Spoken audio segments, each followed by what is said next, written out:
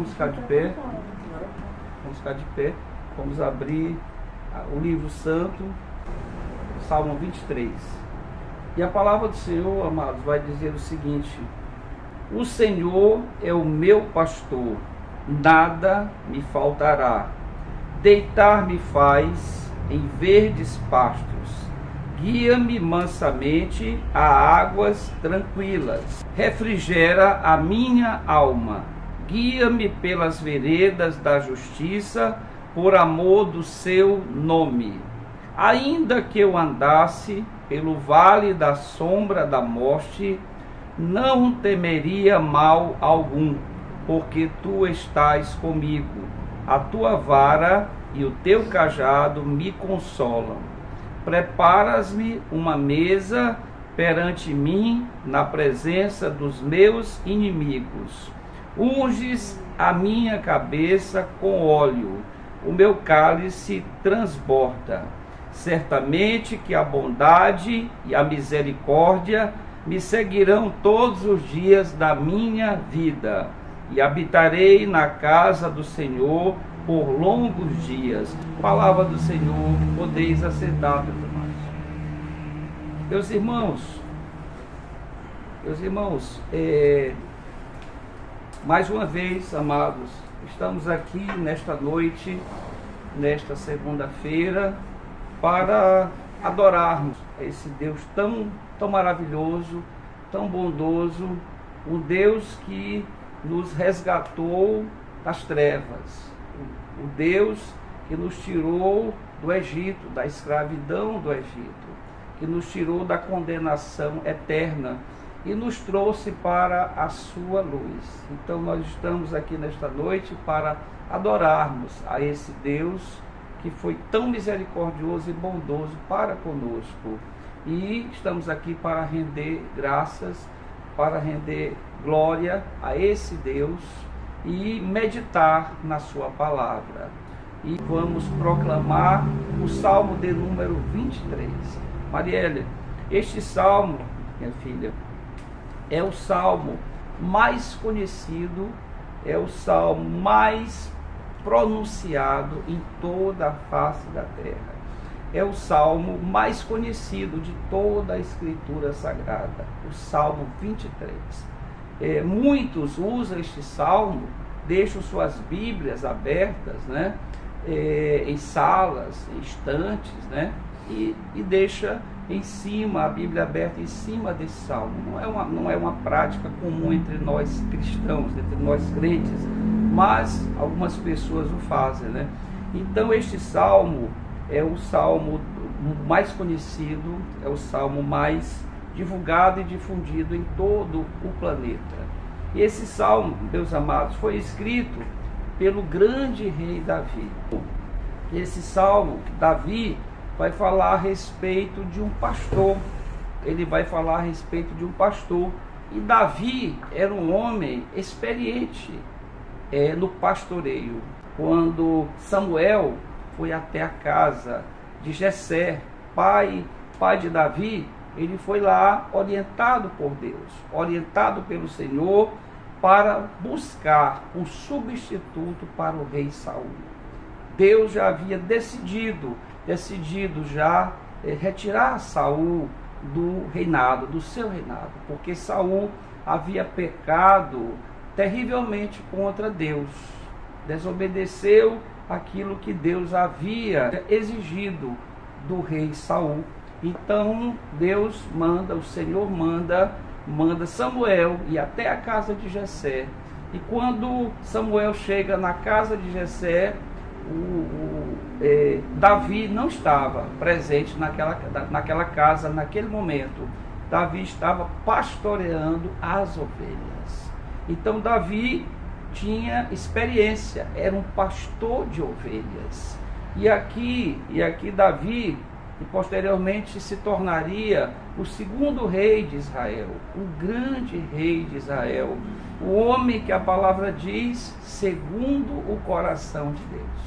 Então Davi foi um homem, foi um rei segundo o coração de Deus. E esse salmo, irmãos, ele faz parte de uma trilogia trilogia de 3 salmos. O Salmo 22, o Salmo 23 e o Salmo 24. Essa trilogia, escrita por Davi, vai mostrar as faces de Jesus, né? E nós vamos ver no Salmo 22 dessa trilogia, o Salmo 22 vai falar, Márcia, a respeito do Messias sofredor. Do Messias sofredor. Cristo como o nosso Redentor. Vai mostrar Cristo crucificado. Lá em Isaías capítulo 53, né? Isaías vai ver o Messias sofredor. Cristo crucificado. Então, o Salmo 22 vai fazer, novamente, aqui Davi vai fazer uma alusão a Isaías 53. E vai falar a respeito do nosso Redentor, do Messias crucificado e morto e ressurreto após a crucificação. Então, o Salmo 22 vai falar do Messias, de Cristo como Redentor. No Salmo 23, Davi já vai falar de Jesus Cristo como sendo o pastor das ovelhas, o pastor que vai conduzir as ovelhas à eternidade, o pastor que vai conduzir as ovelhas para a salvação, para pastos verdejantes. E o Salmo 24 dessa trilogia vai mostrar Jesus como sendo o Rei da Glória. O Salmo 24 vai dizer os anjos nos portais do céu, recebendo Jesus após a ressurreição. Aqueles anjos irão dizer quem é o Rei da Glória. E eles mesmos irão responder, o Rei da Glória, Jesus. Ele é o Rei da Glória. Então, o Salmo 24 vai apresentar Jesus como o grande Rei, o Rei da Glória. E nesta noite, amados, vamos nos deter estudando o Salmo 23, o que apresenta Jesus como o pastor das ovelhas. O próprio Jesus, ele vai dizer, nos evangelhos, ele vai se apresentar como o bom pastor. Jesus disse, eu sou o bom pastor. E ele disse que o bom pastor dá vida pelas suas ovelhas. E vai dizer ainda mais, Elton Júnior, que as ovelhas reconhecem a voz do pastor. As ovelhas de Jesus reconhecem a voz, o chamamento e o comando de Jesus. Então esse salmo, que meus amados, ele vai apresentar um pastor e vai apresentar as ovelhas. O pastor, meus amados, aqui descrito por Davi, é o próprio Jesus. O pastor das ovelhas é Jesus. E vai falar a respeito das ovelhas. Os cristãos, os crentes, os convertidos, os salvos, nós somos comparados na Escritura Sagrada, Márcia, como ovelhas.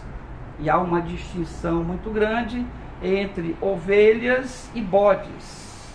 Ovelhas são diferentes dos bodes.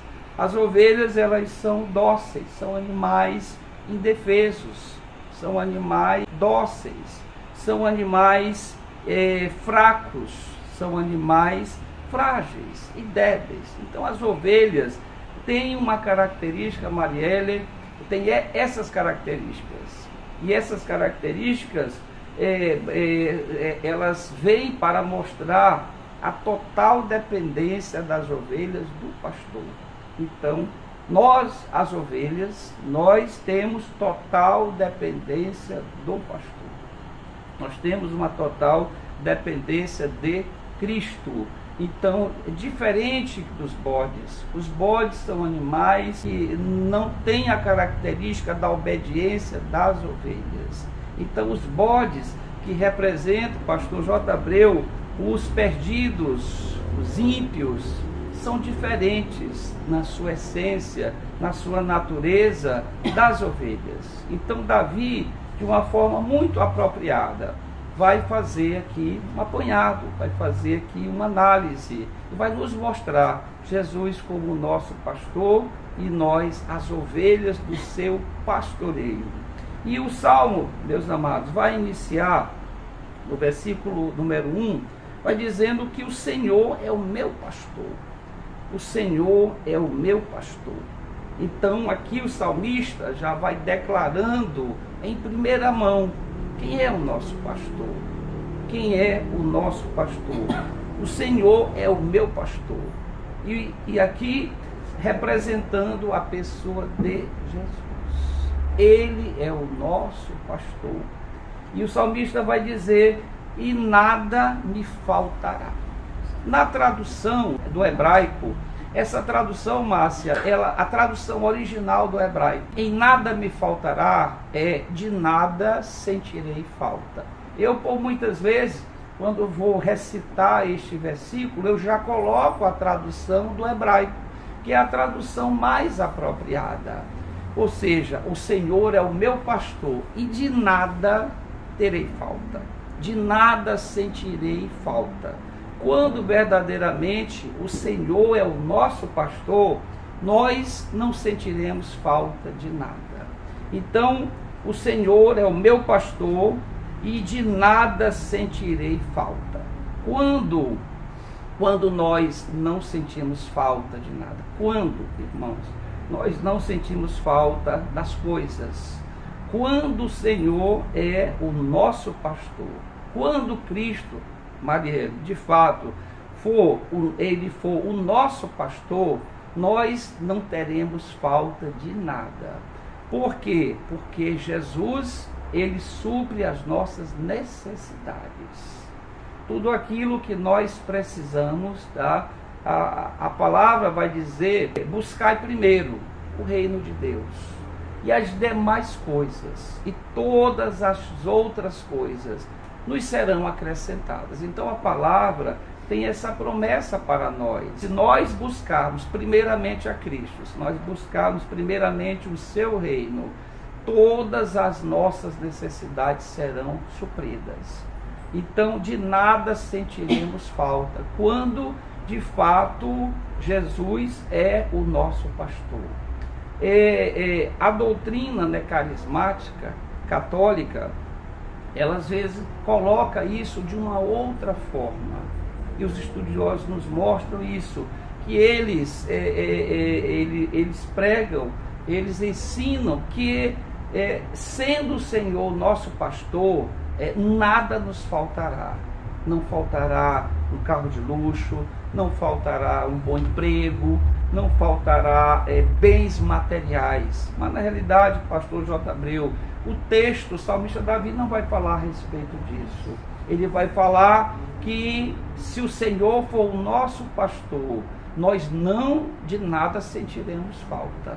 Não nos faltará, nós não sentiremos falta de coisa alguma. Por quê?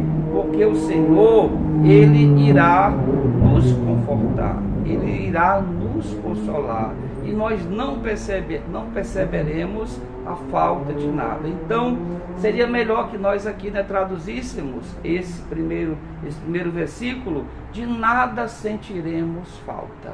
E o salmista Davi vai continuar, no versículo 2, ele vai dizer, deitar-me faz em pastos verdejantes. Pastos verdejantes. Então, ele vai dizer que Jesus irá suprir as nossas necessidades. Então, ele disse, deitar-me faz em pastos verdejantes. Então, o pastor, ele vai, doutor Júlio, alimentar as suas ovelhas.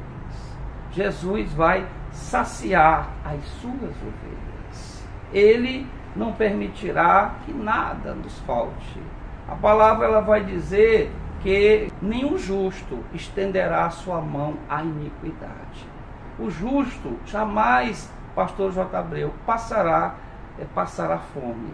O justo jamais passará por necessidades extremas, porque o Senhor, o provedor, o nosso pastor, ele irá suprir, e ele vai nos conduzir por pastos verdejantes, e nós seremos saciados, seremos alimentados por Jesus, pela sua pela sua palavra. E o texto segue dizendo aqui, Davi, guia-me mansamente a águas tranquilas.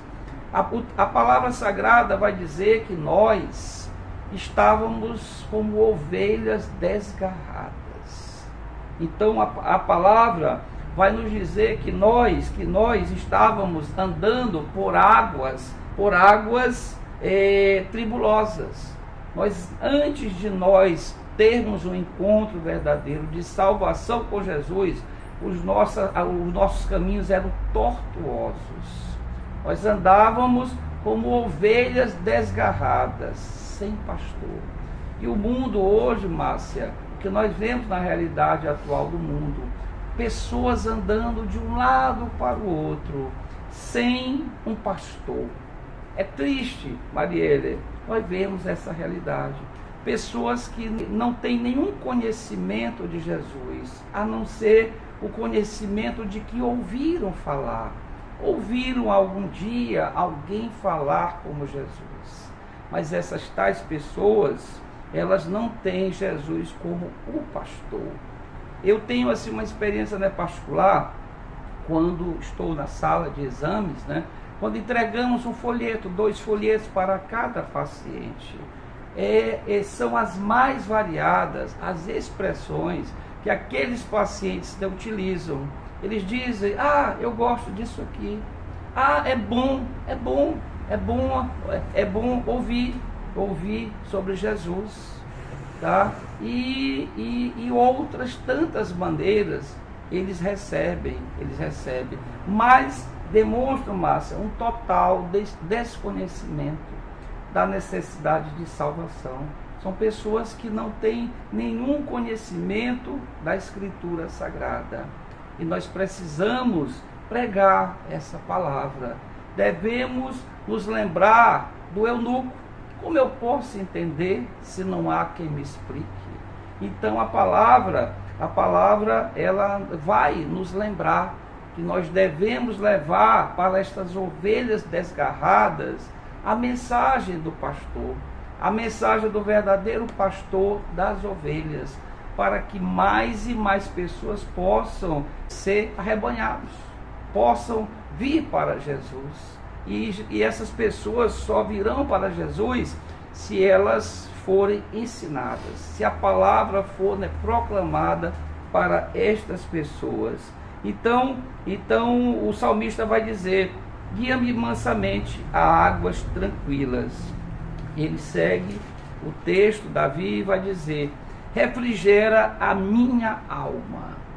As nossas almas, Elton Júnior, precisa de refrigério. Por muitas vezes, quando estou em oração, eu digo para o Senhor, eu imploro, Marielle, ao Senhor e digo: Senhor, refrigera a minha alma. Tantas tribulações que o dia nos traz, o trabalho, as preocupações, os compromissos financeiros, aquelas coisas que não aconteceram dentro das nossas expectativas. Por muitas vezes, pastor J. Abreu, eu digo para o Senhor: Senhor, refrigera, me dá um pouco de refrigério, para que a minha alma possa descansar no Senhor, para que a minha alma possa se acalmar no Senhor. Então nós precisamos do refrigério que só Jesus pode trazer para as nossas almas. Então o salmista, de uma forma muito apropriada, ele vai suplicar ao Senhor Jesus: Jesus, refrigera a minha alma, conforta, alegra a minha alma. Certa vez que Davi, ele escrevendo num dos salmos, ele diz ao Senhor: Senhor, restitui-me a alegria da minha salvação. Ele havia perdido, não a salvação quando ele pecou, mas ele havia perdido, pastor J. Abreu, a alegria da salvação. Quantas vezes nós estamos na mesma condição de Davi? Muitas vezes estamos entristecidos, nós estamos sem refrigério. Por quê? Porque nós caímos em pecado. E quando Davi ora ao Senhor, quando ele clama ao Senhor, quando ele escreve aquele salmo, ele vai dizer: Senhor, restitui-me a alegria da minha salvação. Ele não estava pedindo de novo, né, por salvação. Davi já havia sido salvo, ele já havia recebido a salvação, mas ele havia perdido a alegria da salvação. Muitos crentes, Elton Júnior, andam sem a alegria da salvação, andam sem a alegria dos salvos. Nós deveríamos estar todos os dias alegres, felizes, bem-aventurados, porque nós fomos resgatados lá da condenação do inferno. Nós fomos tirados da casa do valente. Jesus vai contar aquela parábola e vai dizer que o mais valente vai saquear a casa do valente e vai tirar os despojos de lá. Era lá que nós estávamos, presos e aprisionados por Satanás. E Jesus vai entrar na casa do valente, e ele entrou na casa do valente e nos retirou. Mas muitas vezes nós caímos, nós pecamos e perdemos a alegria da salvação. Por isso, nós precisamos muitas vezes do conforto de Jesus, do refrigério de Jesus, para que nós possamos seguir a caminhada para a Nova Jerusalém. E Davi, ele vai seguir este salmo e vai dizer: guia-me pelas veredas da justiça. Ele vai pedir que esse pastor, uma característica, Marielle, do pastor é que ele é o guia, é ele que dá a direção para as ovelhas. Para que os irmãos possam ter uma ideia, os pastores na antiga Israel, os pastores eles eram pastores de ovelhas. Era a maior atividade, pastor J. Abreu, dos hebreus era cuidar de ovelhas, era cuidar daqueles rebanhos. Eles iam buscar as ovelhas, eles deixavam as ovelhas ali passar a noite, ali no aprisco, e durante o dia, Elton Júnior, aqueles pastores, eles pegavam as ovelhas no aprisco e eles deslocavam aquelas ovelhas até o oásis, até o lugar, Márcia, que tinha água. Então todos os dias eles faziam aquele percurso, eles iam buscar aquelas ovelhas, eles contavam aquelas ovelhas e eles conduziam, e as ovelhas entendiam a voz, elas reconheciam o cheiro do pastor, elas reconheciam a voz do pastor, elas reconheciam, e eles levavam todas até o oásis, para que elas pudessem se alimentar, beber água, e eles atravessavam o deserto com aquelas ovelhas, tá? É tanto que nós temos uma passagem muito conhecida da palavra sagrada, que certa vez, que Jesus contando uma parábola, ele disse que aquele pastor, ele conduziu do oásis, lá do aprisco até o oásis, as ovelhas. E ele voltou com as ovelhas. E quando ele voltou com as ovelhas, ele percebeu que faltava uma ovelha. Ele percebeu que uma ovelha havia ficado desgarrada nas montanhas. E ele voltou para resgatar aquela ovelha. Então Jesus nos contou esta parábola para que nós pudéssemos entender o verdadeiro sentido do pastor, o quanto o pastor nos ama, o quanto o nosso pastor maior nos ama. Ele foi buscar a ovelha que estava machucada, a ovelha que estava ferida, a ovelha que estava sedenta, sem água, sem alimento. Ele voltou para buscá-la. Então, é nesse sentido de pastoreio que Davi está mostrando para nós nesta noite o papel de Jesus, o papel condutor de Jesus. E é Ele que vai nos conduzir pelas veredas da justiça. Jesus, Ele é a própria justiça. Ele, quando foi crucificado, Ele nos enviou para nós a sua justiça. E somente, pastor J. Abreu, a justiça de Cristo é que nos dá o direito de herdarmos o céu. Só a justiça de Cristo é que nos dá o direito para que nós possamos herdar o reino dos céus e a vida eterna. Então, o salmista vai dizer: nos conduza, Jesus, nos leve, Jesus, pelas veredas da justiça. E o salmista vai encerrar esse versículo de uma forma muito apropriada, e que eu quero comentar com os irmãos nesta noite: por amor do seu nome. Sempre, Márcia, quando eu prego a palavra, quando eu levo uma palavra para uma pessoa necessitada da palavra, eu sempre digo: não escolha Jesus por medo. Não escolha Jesus por medo do inferno. Marielle, nos tempos atuais, a cristandade atual, e aqui é uma opinião minha pessoal, a cristandade atual está buscando Jesus, Elton Júnior, mais por medo do inferno do que por amor a Jesus. E isso aqui, pastor JB, é uma constatação triste, é uma constatação realística que vejo nos tempos atuais pelo qual a cristandade tem passado. As pessoas estão indo se congregar, as pessoas estão louvando, as pessoas estão tocando instrumentos nas igrejas, nas congregações, as pessoas estão participando de atividades Márcia, por medo do inferno. Os cristãos, os crentes estão temendo mais o inferno do que amando a Jesus. E não é assim que Jesus nos ensina, não é isso que o Pai nos ensina, não é isso que o Espírito Santo tem nos ensinado. Jesus, ele fez o tudo por nós, ele deu a própria vida, ele saiu de uma condição de eternidade. Jesus, Elton Júnior, para que nós possamos entender profundamente esse mistério, mas esse mistério é revelado, Marielle, pelo Espírito Santo. Jesus saiu de um estado de um Deus espírito para um estado de Deus humano. Olha, irmãos, que mistério. Jesus, ele, como Deus é espírito. Jesus era espírito. E o Espírito Santo, mais uma pessoa da Trindade.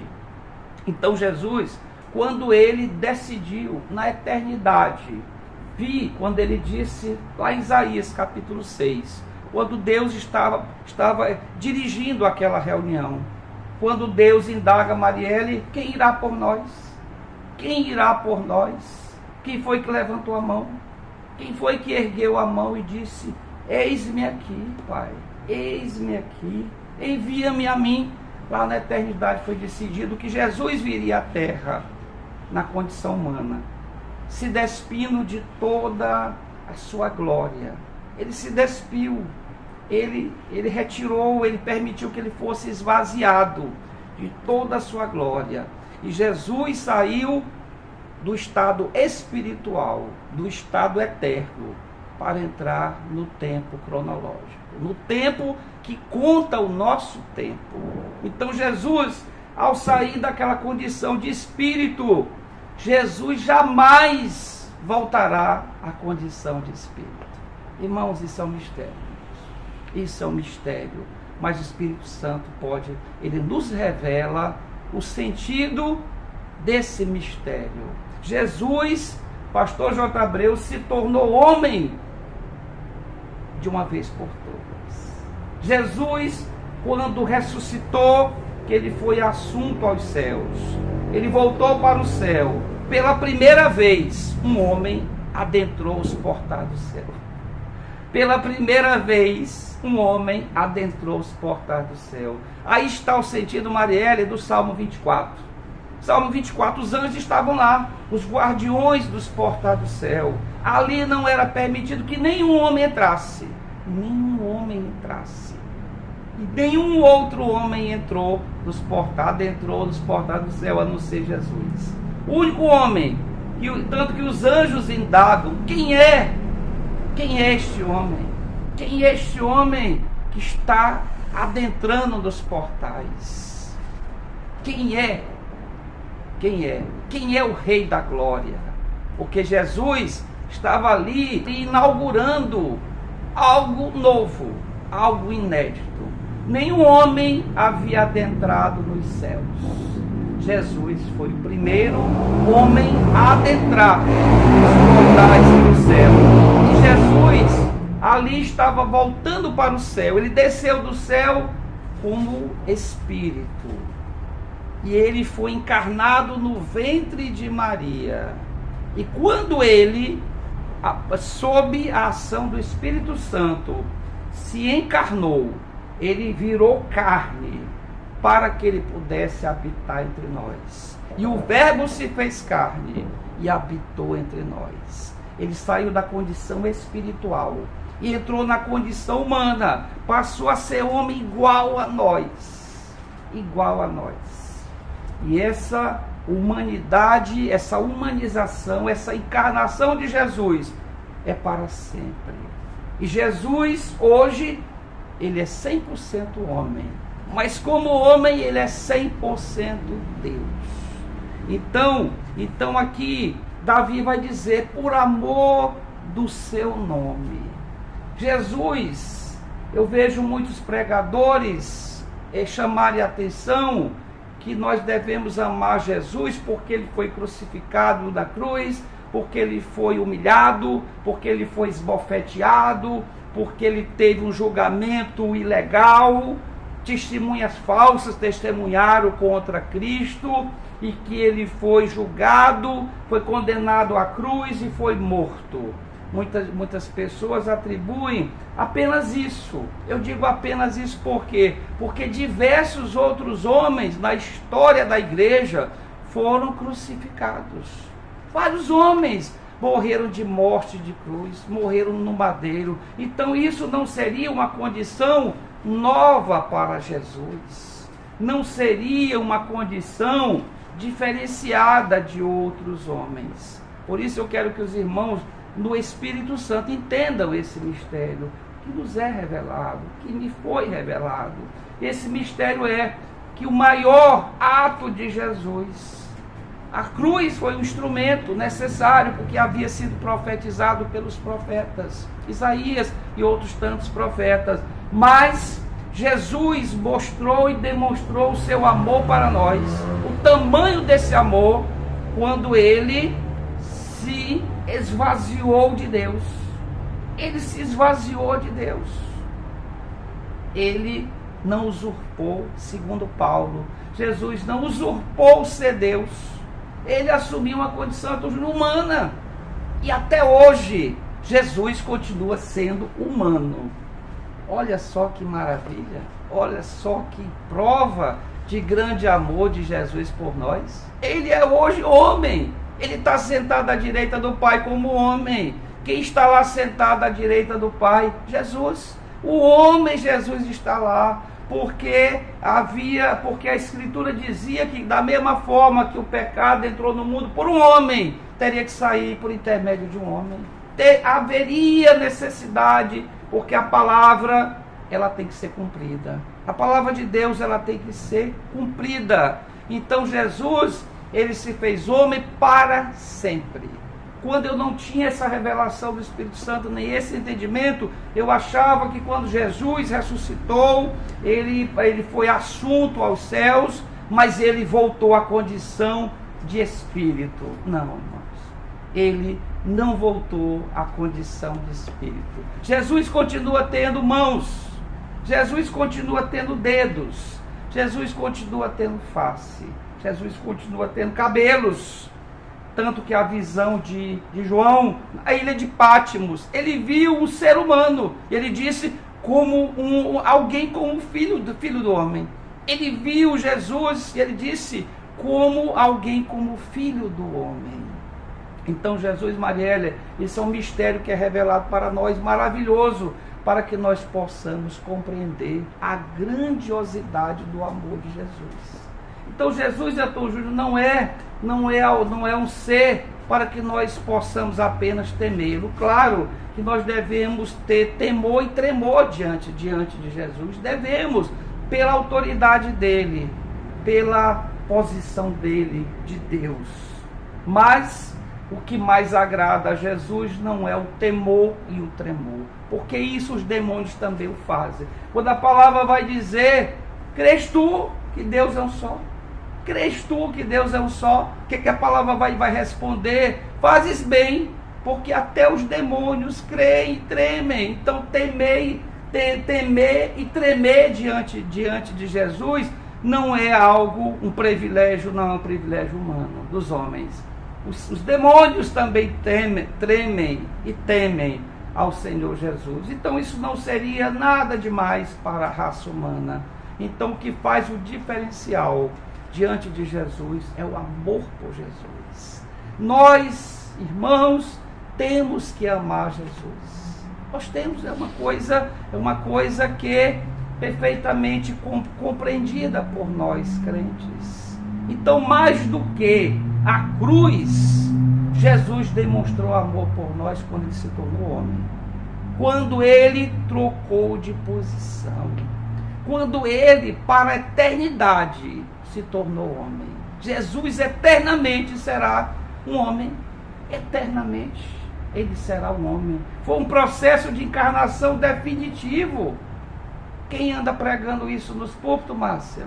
Quem é que traz o entendimento disso para nós nos púlpitos? Nunca vi na internet, nunca vi nos youtubers da vida, eu nunca vi nos púlpitos das igrejas, ninguém pregar isso, explicar para a igreja, para a cristandade, que Jesus, ele continua sendo homem, ele está lá sentado no trono como homem, ele é Deus, porque ele é 100% Deus, mas ele está lá sentado com pele de homem, olhos de homem, cabelo de homem, dedos de homem, pés de homem.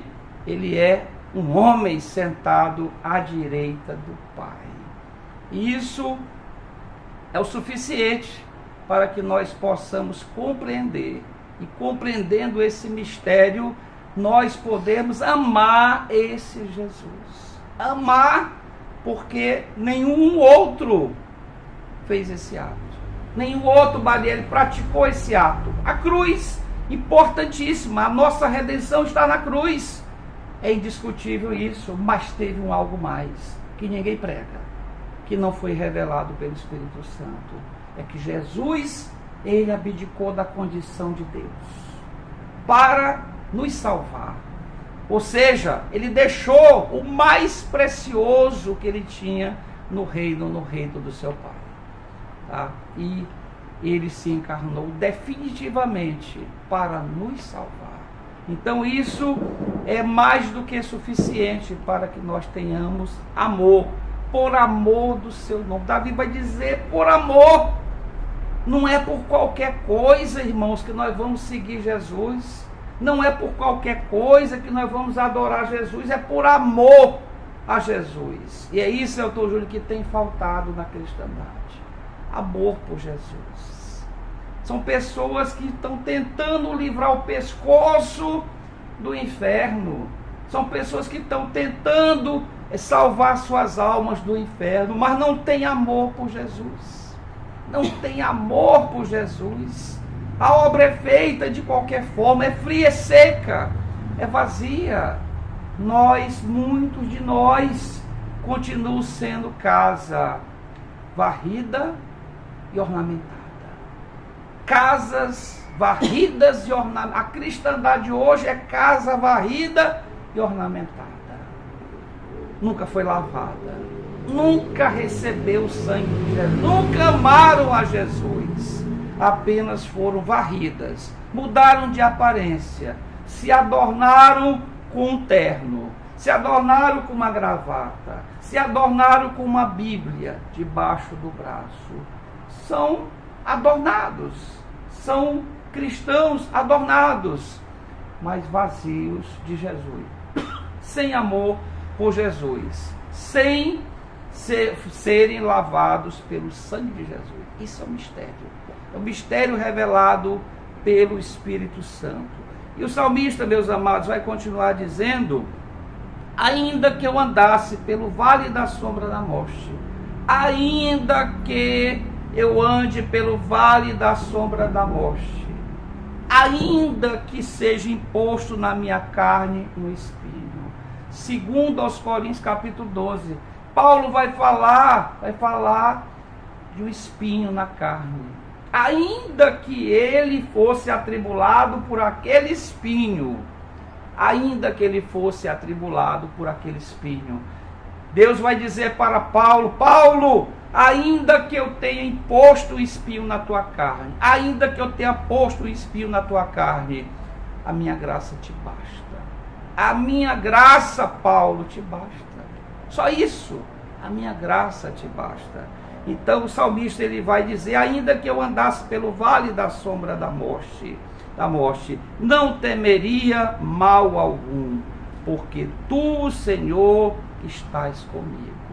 O Senhor, quando colocou aquele espinho na carne de Paulo, quando ele disse: Paulo, a minha graça te basta, Paulo, porque a graça de Cristo, Jesus estaria conosco. Ele está conosco. Ele é que nos conduz. Ele é o pastor. Ele é o nosso pastor. E nós somos ovelha do pastoreio de Jesus. Ele disse que não haveria nenhuma tentação maior do que nós pudéssemos resistir. Não haveria nenhuma tentação maior do que as nossas forças. Então é isso que a palavra nos promete. Então Jesus está conosco. E o salmista vai dizer que a tua vara e o teu cajado me consolam. A tua vara e o teu cajado me consolam. O salmista está dizendo aqui, Elton Júnior, que embora Jesus tenha que nos repreender, embora, pastor J. Abreu, Jesus tenha que nos repreender, porque a repreensão, ele diz que ele repreende a quem ama. Jesus só repreende a quem ele ama. A palavra nos ensina isso. Então Jesus, quando é preciso usar o cajado e a vara da repreensão, para que nós não nos afastemos do caminho do Senhor, para que nós não percamos a nossa salvação. Então a vara e o cajado de Jesus é o nosso consolo. É aquele que o pastor vai usar para que as ovelhas não se apartem. Quando a palavra vai dizer: Josué, não te aparta desse caminho, Josué. Não te desvia nem para a direita e nem para a esquerda. Ali Deus está falando para Josué como pastor, mas como pastor. Ele estava usando a vara e o cajado para conduzir Josué. É assim que Deus faz conosco. A vara, o cajado vão nos mantendo no meio do rebanho, para que nós não nos desgarremos do rebanho de Cristo. E o salmista ele vai seguir no versículo 5, ele diz: preparas-me, depois de tudo isso, depois de ser conduzido pelas veredas da justiça, depois de Jesus usar o seu cajado e a sua vara para nos manter no caminho, ele diz: preparas-me uma mesa, Senhor.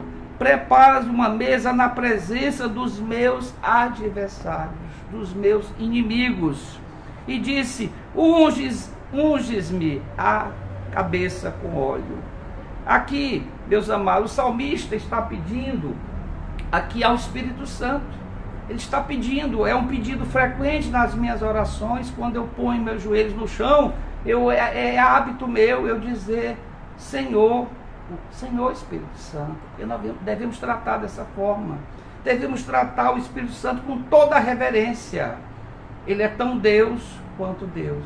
Ele é tão Deus quanto Jesus. Então o Espírito Santo, tão renegado, tão rejeitado, tão mal compreendido por nós, Ele é que dá unção. Então o salmista está pedindo ao Espírito Santo, está orando aqui, Mariela, ao Espírito Santo, que o Espírito Santo unja a cabeça dele com óleo. A palavra vai dizer que o Espírito Santo ele tem a unção do óleo, ele tem a unção do azeite, ele tem a unção do óleo e do azeite, tá? Então nós devemos estar cheios, a nossa cabeça deve estar ungida e a nossa alma deve estar cheia da unção do Espírito Santo. Quando Jesus vai citar aquela parábola aquelas 10 virgens, ele vai dizer que 5, as nécias, não tinham o azeite nas suas lamparinas, não tinham a unção, não tinham o óleo. Ele vai dizer que as outras 5 prudentes tinham as suas lamparinas cheias da unção, do óleo, e ainda tinham ainda de reserva. Não apenas tinham o azeite e o óleo, mas elas tinham a reserva. Nós temos que ter a reserva da unção. Não é apenas a palavra, Jesus vai nos ensinar naquela parábola que não basta apenas ter a unção do Espírito Santo. Nós devemos ter com sobra. Devemos ter em reserva para que a nossa lamparina não se apague. Para evitar que naquele dia, quando o anjo gritar no céu, eis o noivo, a nossa lamparina não esteja apagada. Que nós estejamos revestidos, a nossa cabeça, a nossa alma, com a unção, com o azeite. E o salmista, de forma muito apropriada, ele vai dizer: Senhor, unges-me a minha cabeça com óleo. Ele vai dizer: o meu cálice transborda. O meu cálice, a minha felicidade, a minha alegria. A palavra vai dizer que nós somos, Jesus por diversas vezes diz que nós somos bem-aventurados. Bem-aventurados quer dizer, Márcia, mais do que felizes. Mais do que felizes, porque fomos salvos por Jesus. E ele disse que o nosso cálice deve transbordar de alegria.